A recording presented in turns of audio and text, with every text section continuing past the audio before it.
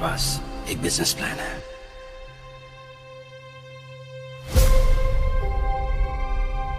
एक चोरी जो took down a military convoy. कहाँ थे तुम? एक नई राह पर। वो जाल बिछा चुके हैं, इसलिए अब पीछे नहीं हट सकते। मई 2005 में सुभाष कपूर चेन्नई गया था। वहां उसने अपने एक साथी संजीवनी से मुलाकात की और उसके साथ मिलकर इतिहास के चोल राजवंश की मूर्तियों की सबसे बड़ी चोरी का प्लान बनाया था।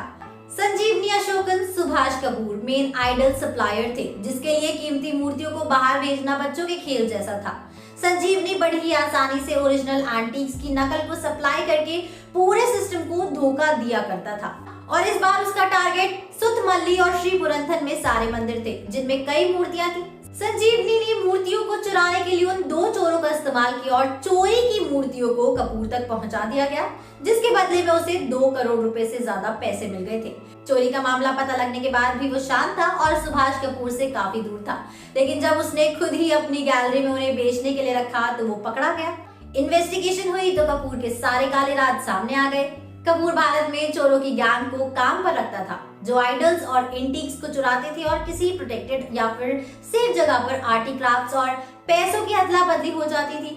इंडियन प्रोसिक्यूटर्स ने दिखाया कि स्मगलिंग की इस रिंग में न केवल गैंग शामिल थी, जो चमगादड़ों के इन्फेक्शंस और खतरनाक मधुमक्खियों के बारे में मनगढ़ंत कहानियां बनाकर लोगों को चोरी करने की जगहों से दूर रखते थे, बल्कि इंडियन कस्टम ऑफिशियल्स भी शामिल थे, जिन्होंने इंस्पेक्शन के बिना वस्तुओं को भेजने के लिए परमिशन देकर उनकी मदद की थी। इसके अलावा प्रोफेशनल आर्टिस्ट जिन्होंने चोरी के एंटीक्स मूर्तियों की नकली कॉपी बनाई थी, वो भी शामिल थे। न्यूयॉर्क बेस्ड इस famous art dealer Subhash Kapoor को 2011 में जर्मनी में इंटरपोल द्वारा गिरफ्तार किया गया था और 8 महीने बाद भारत में भेजा गया था। अमेरिका में रेड मारी गई तो उसके गोदामों और गैलरी से $100 मिलियन का चोरी किया हुआ इंडियन आर्ट बरामद हुआ था।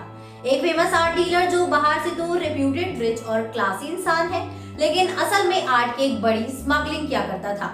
ऐसा ही कोई कैरेक्टर हमें देखने को मिल सकता है धूम 4 फिल्म में। तो देखते हैं अब इस फिल्म के मेकर्स हमारे लिए क्या कुछ खास और नया लेकर आते हैं। तो इसी के साथ मैं अनुष्का त्यागी लेती हूँ आपसे इजाजत। बने रहिए और देखते रहिए बॉलीग्राज स्टूडियोज को। हमारी आज की राइटर है तनु चौहान।